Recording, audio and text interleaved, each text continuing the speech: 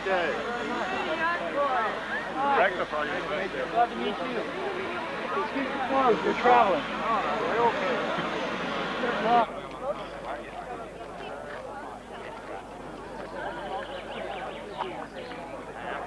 Jagrna krokodillen ej skådan kostlig spis.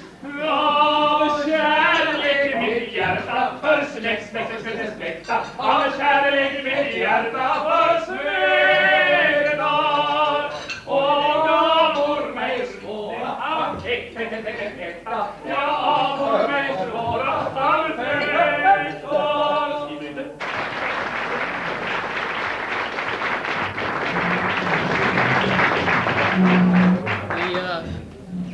The doors have been locked, and all of you that don't sign up to buy computers will stay here, and we will bring back the singers.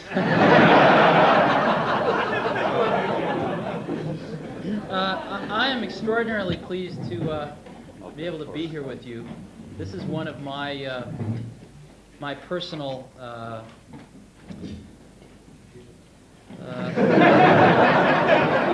one of my personal hopes and wishes, actually, is that I think that computers can radically revolutionize the educational process around the world. And the average age at Apple, as you know, is about 29 or 30, and we haven't been out of college so long ourselves. At least most of the people at Apple haven't. And it's very, very important to us. And I think that, as you all know better than I, Europe is sort of doesn't exist. It was just a word invented for the convenience of Americans and others. And the fact that you're all here in this room as a step towards cooperating with each other in new ways pleases me very much. It's difficult enough to get cooperation amongst competitive universities in America, and I think that that's great. What are we trying to do here? What are we trying to do? You can have many views of what a computer is. My particular view is that a computer is a new medium. A new medium, one of the media, print, television, radio. And a computer will, in the future, be looked at, I think, more in this way, as a delivery vehicle for software, just like a book is a delivery vehicle for its own kind of software. And whenever we develop a new medium, we generally tend to fall back into our old habits from our old media. As an example, when the television first came of age in America, the first television shows were simply a camera pointed at a radio show. And it took about 20, 30 years for television to really come into its own in the late 1950s. We have this new medium of interactive video because of the laser disc, and what is the first thing we do with it? We put movies on it. So again, we tend to fall back into our old habits. In the same way, when the personal computer was invented, we tended to look at it as a smaller version of a big computer. So we put COBOL and Fortran and these bizarre things on it, and looked at it in terms of simple economics rather than the revolutionary nature that it really was. Do you know who Alexander the Great's tutor was for about 14 years? You know, Aristotle. And I read this. I became immensely jealous. And I think I would have enjoyed that a great deal. And through the miracle of the printed page, I can at least read what Aristotle wrote without an intermediary. And maybe if there's a professor, they can add to that, but at least I can go directly to the source material. And that is, of course, the foundation upon which our Western civilization is built. But I can't ask Aristotle a question. I mean, I can, but I won't get an answer. And so my hope is that in our lifetimes, we can make a tool of a new kind, of an interactive kind. And when I look at the personal computer, we're, as you know, living in the wake of the last revolution, which was a new source of free energy. and that was the free energy of petrochemicals, right? And it completely transformed society, and we're products of this petrochemical revolution, which is we're still living in the wake of today. We are now entering another revolution of free energy.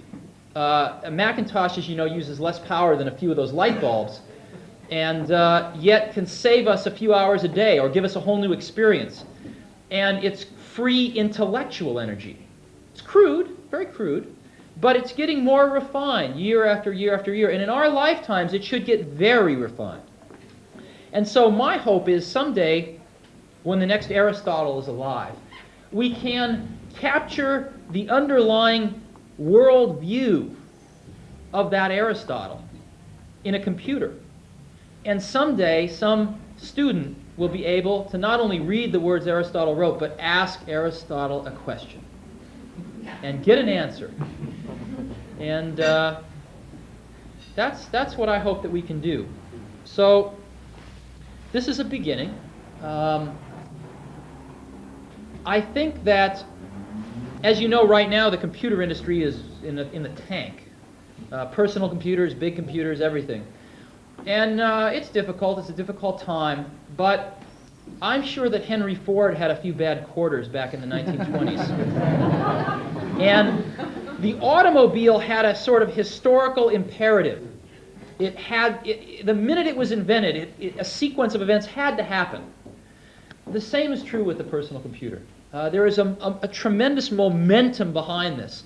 And I think that this year may be a delay. This year we may look back and say, well, 1985 was a slow year. But there is such momentum behind this that it will happen. It will permeate and change forever our educational processes. And my hope, again, is that not too many generations of students will pass through before this happens. It will happen within 20 years. It probably will happen within 10 years. But it could happen within 5 years. I am going back to the United States this weekend, and then about 2 weeks from today, I'll be in the Soviet Union for the first time in Moscow, because one of my dreams has been to sell Macintoshes in the Soviet Union. And one of the highest agendas on my priority is to get them starting to think about exactly the same thing. So maybe 6 months or a year and a half from now, we can have some Soviet schools here at our Europe Consortium meeting.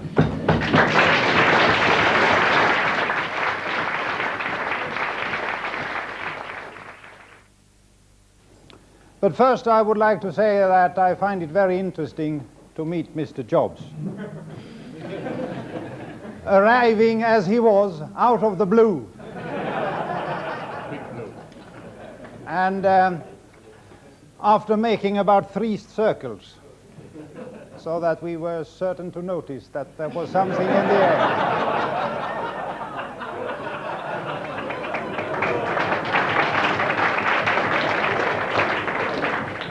And you can almost hear everybody saying, there is something in the air tonight.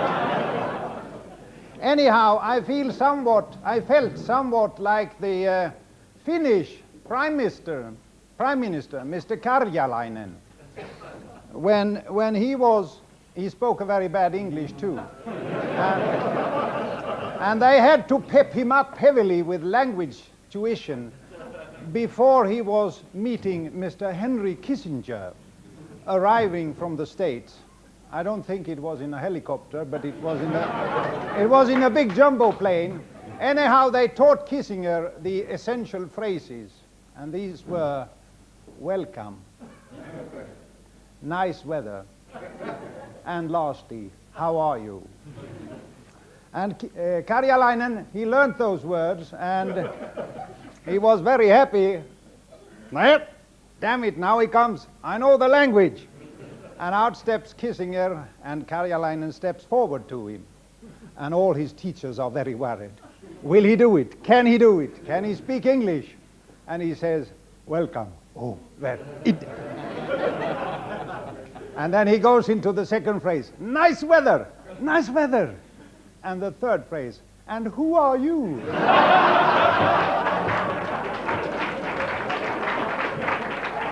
Well, it was great meeting you.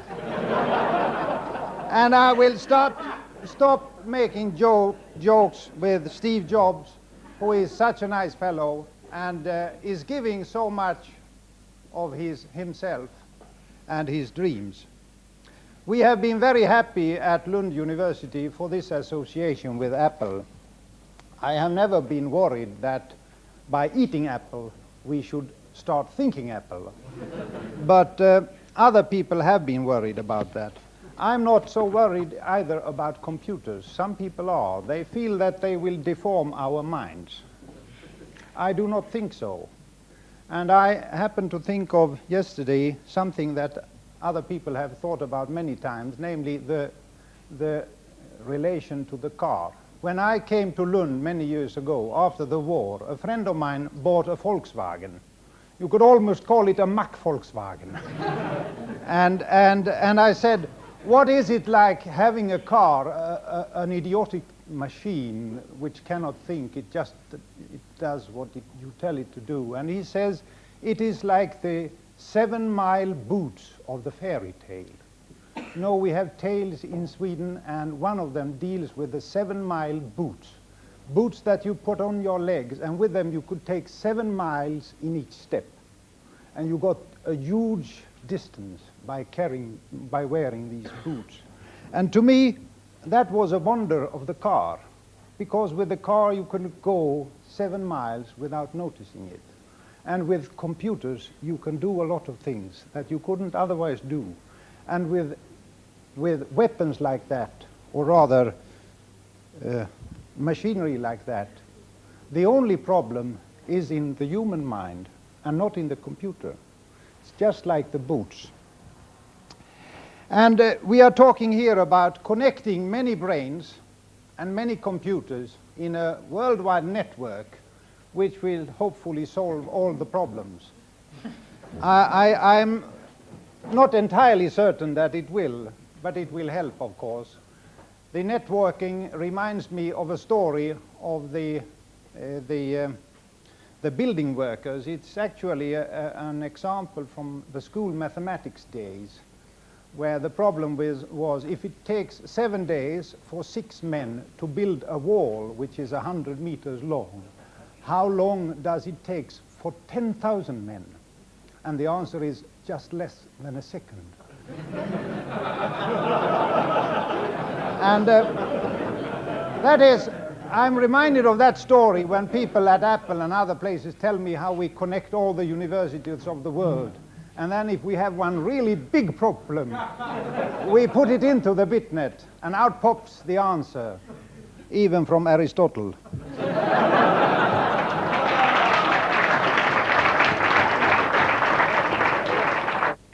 Now, finally, I've heard that Apple has been having some trouble.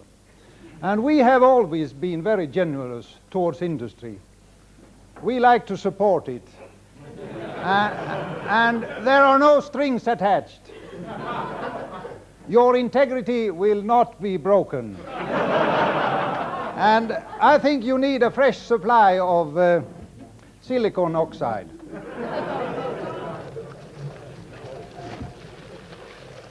So I would like to give you, Steve, from the University of Lund, this unique piece of glass, Swedish glassware. It has the emblem of the University of Lund. If you put the Mac in the back, I don't mind.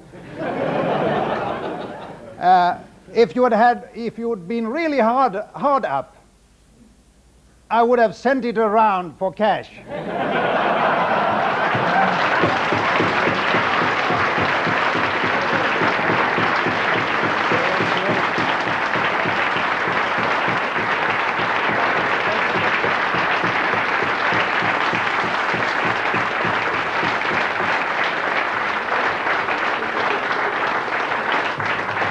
And a final word. Give my love to Gorbachev.